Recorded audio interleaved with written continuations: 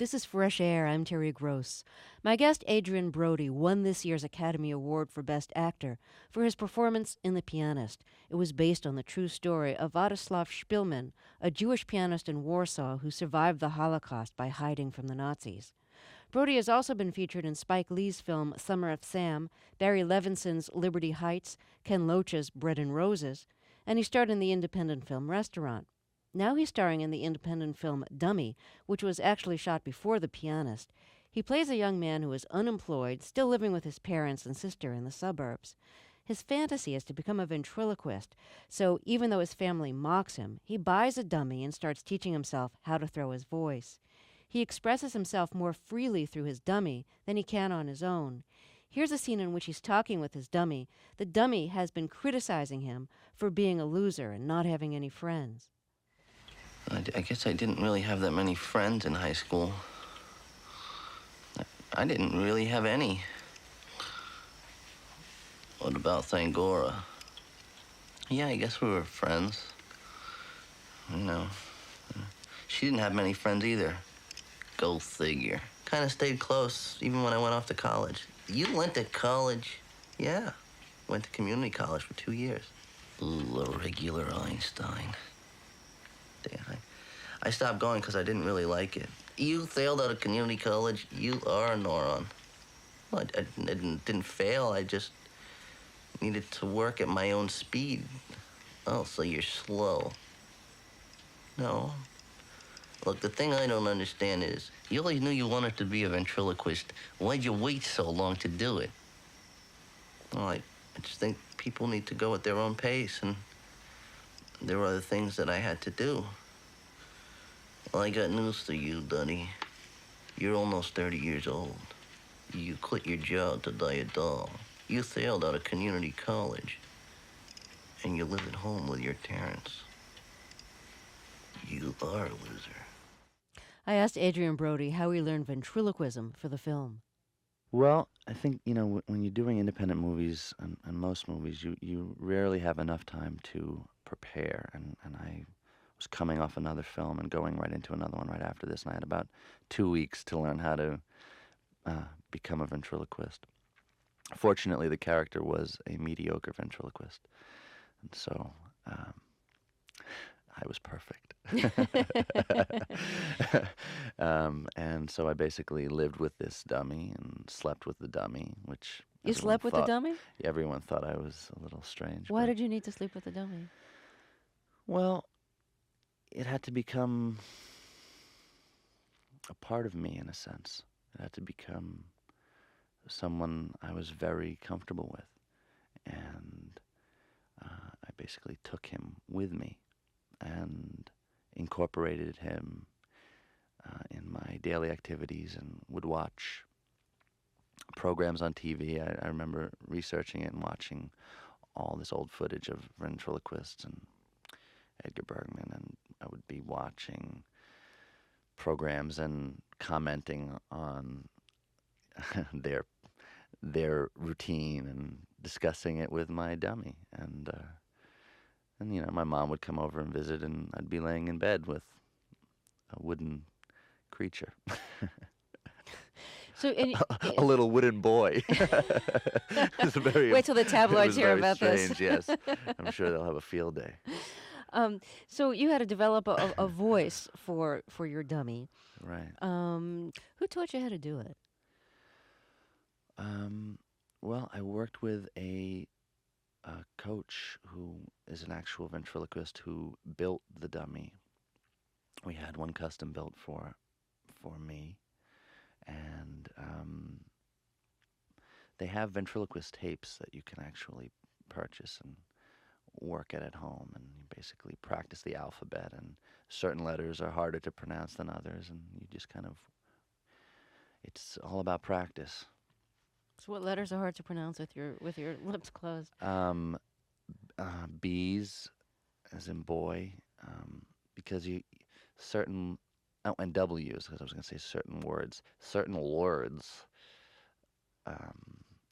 Got it. are Yeah. harder, Basically anything that you'd have to actually touch your lips to create that sound are impossible. So you end up having to do that with your tongue way back in your palate, and so you're creating a whole different way of speaking. That's actually you're creating the illusion that you're saying be, but you're saying the, which I actually did without moving my mouth. And Is this ever going to come in handy again? I doubt it. It was interesting.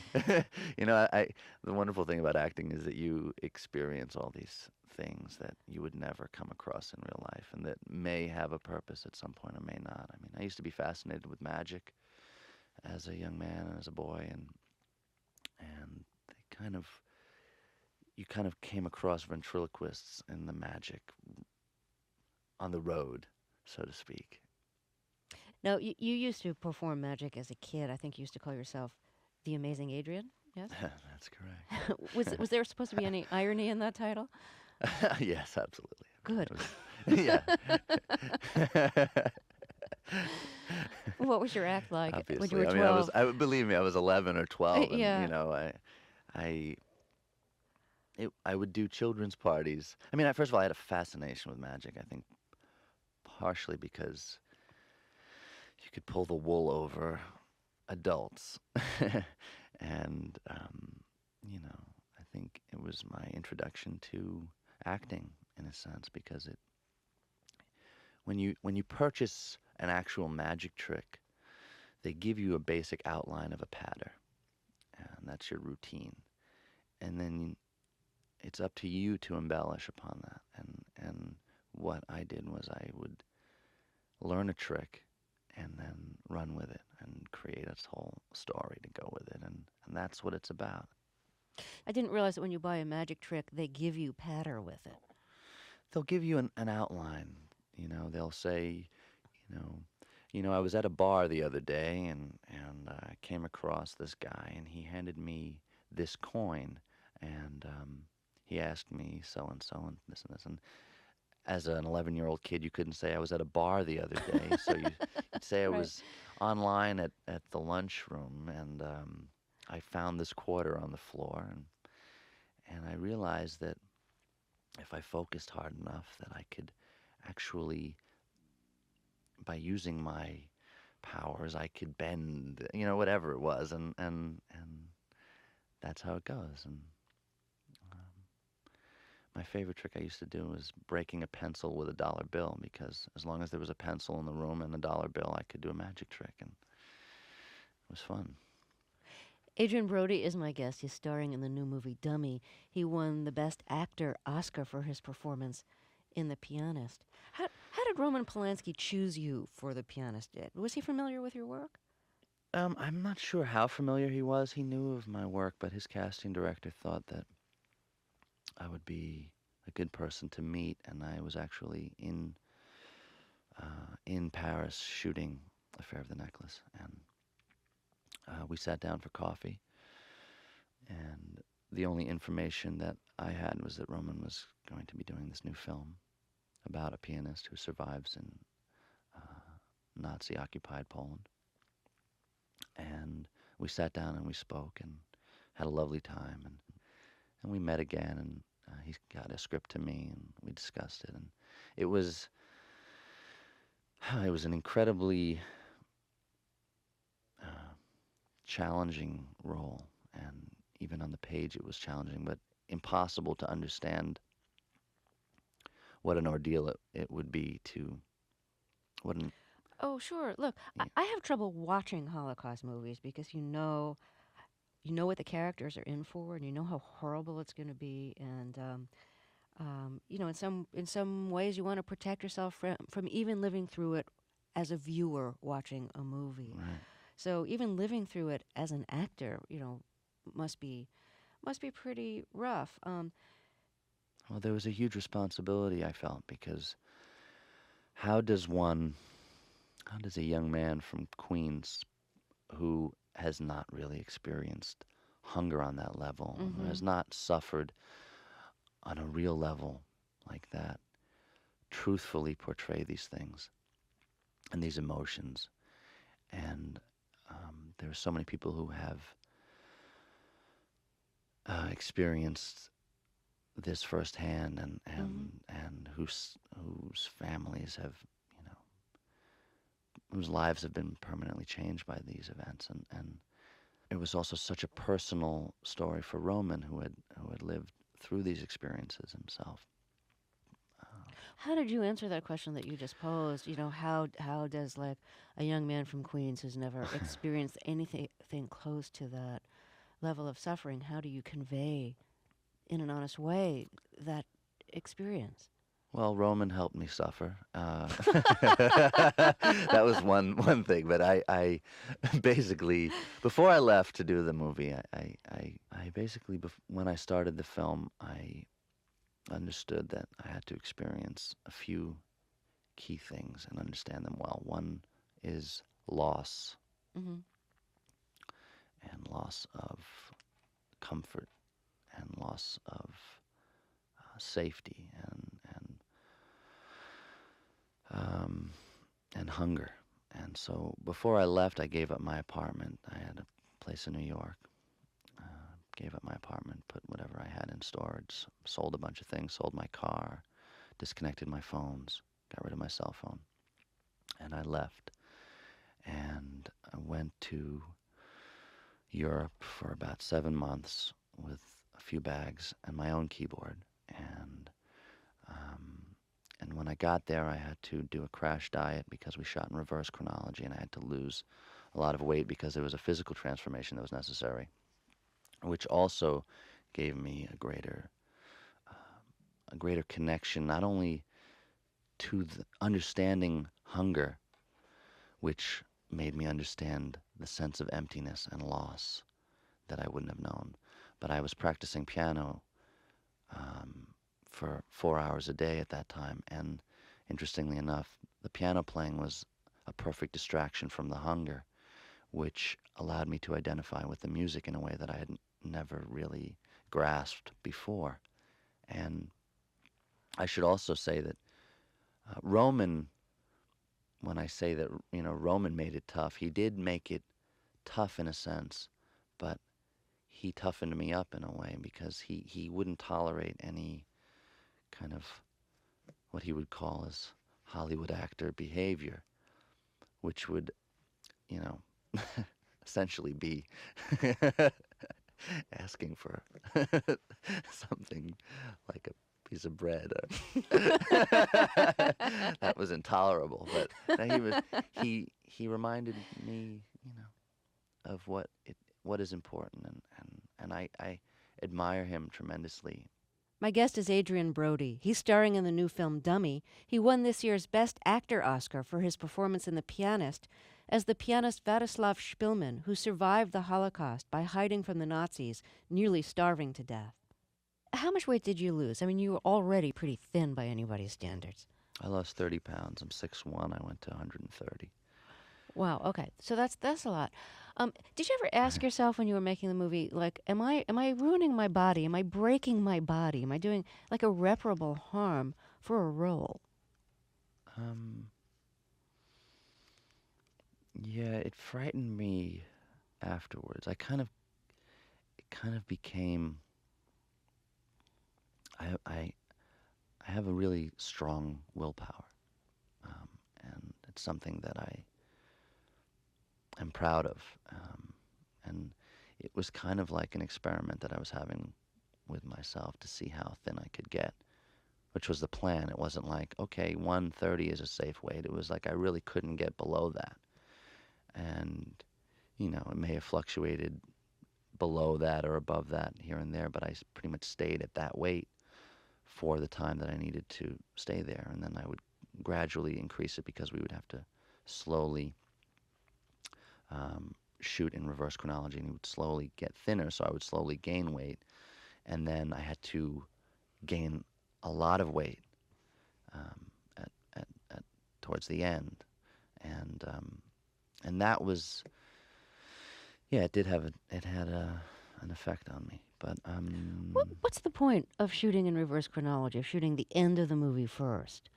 It seems so counterintuitive, especially for a movie like this, where you're experiencing a constantly diminished life, and you're in constant growing danger. It basically comes down to what works for the production. You know, anytime I've done a film, it's usually your most difficult scenes come first. Your love scene comes first. Your death scene comes first. Um, Well, do you ever come out the other end and think, if I had only gone through this in chronological order, I would have played that ultimate scene differently? well, but the advantage in this film, I mean, part of the reason was they had to have seasons, and the war was at the bleakest moment was at winter, and we shot at winter time. Mm-hmm. And then spring in Poland is actually beautiful and becomes very green and lush. And that took place prior to the war to give it this kind of more serene, Mm-hmm. happier environment. Um, the advantage of shooting in reverse chronology was that I understood this man in a way that I wouldn't have understood playing a man who was extremely talented and lived a very normal, kind of happy, yet it wasn't very specific, his existence prior to that. You don't know what defines this human being. You don't know what he's capable of. And the challenge came later in trying to let go of all the kind of pain that I absorbed and tried to absorb, and create a sense of lightness and stubbornness and hope of humanity. But I think it was completely advantageous to me to shoot in reverse chronology, in hindsight. Adrien Brody is my guest, and he's starring in the new movie Dummy. He starred in The Pianist and won an Academy Award this year for that performance. Your mother is Sylvia Plahy, a photojournalist who has worked for years for The Village Voice. Did you ever go on assignment with her? Did you get introduced to people and places and ways of living that you never would have gotten to see firsthand if it wasn't for the fact that she was on assignment? Oh yes, absolutely. I basically not only was I introduced to wonderfully interesting people, but also getting an understanding of things through her perspective, which is wonderful. And you know, the beauty of photography is, as an art form, is that you're capturing so much beyond the actual image, and you're conveying so much. And she has a wonderful eye, and I think I've inherited a bit of that, partially through osmosis, and it's also probably made me a better actor, because she notices everything, and we would discuss what she noticed and what she saw in this thing. Because when she's taking a picture, she'd say, "Oh, look at this! Look at those birds, and look at what they look like. Don't they look like a face coming off this? You know, and the way the sun is reflecting in the water, doesn't this image look wonderfully like some old European world?" And it was almost like a story. I often describe my process as a very similar process, except I don't like to lug cameras around and spend my time in a dark room. She sees and witnesses everything and captures it on film, and I see and witness everything and try to absorb it and recall it later and incorporate it in characters that I portray in the future. Did your mother take a lot of pictures of you when you were Oh, growing yes. up? Yeah, I have an infinite amount of photographs of me from childhood on. Did that make you any more or less self-conscious about how do I look? Far less self-conscious, I think, because the other advantage was that she didn't ever want me to pose. Mm-hmm. And I think another advantage that I have is that I grew up in front of a camera in a very nurturing environment. And my mother was ever present with a lens on me, either in my face or with me and with my friends. And it became second nature to me. And so I wasn't encouraged to ham it up. I wasn't encouraged to pose. And so I just lived with the presence of a camera in a very safe place. And so, there'd be a camera while I was taking a bath. There'd be a camera while I was blowing my nose. There'd be a camera when I was sleeping and a mess. And those pictures ended up in her books and in magazines. And and so it kind of took the pressure away of worrying about being beautiful all the time, because it wasn't really, I didn't feel like that was what was expected of me. Right, right. Compared to like the people who just get photographed for the occasion, where you have to like look your best and look really happy because this is the memory that will be preserved, and you want to preserve it looking Or just or right. it being, pardon me, or it being an awkward moment every time your parents pull out the camera and they're Right, like, right. "Smile, smile. Why aren't you smiling? Yeah, Please. This is a happy moment. We need you to be smiling here. I mean, come on, it's going to be a bad memory." And how can you ever be relaxed? And then you Yeah. want to follow your dreams of being an actor. Thank you so much for talking with us. My pleasure. Adrien Brody stars in the new movie Dummy. I'm Terry Gross, and this is Fresh Air.